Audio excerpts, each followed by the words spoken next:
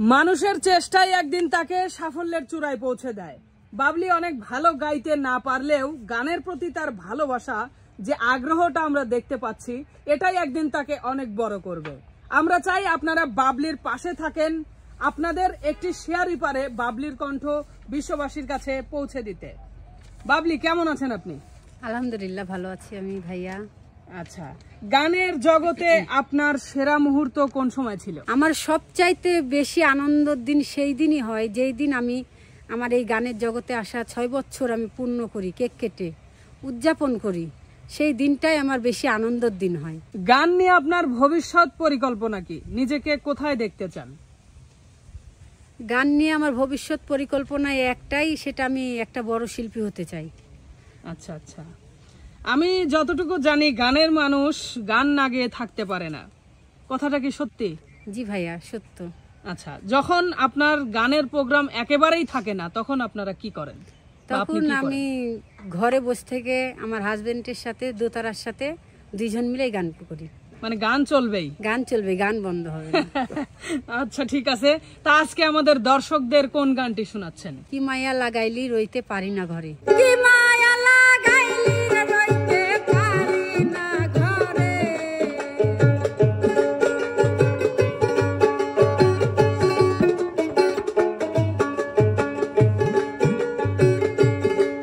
আমায় কি মায়া লাগাইলি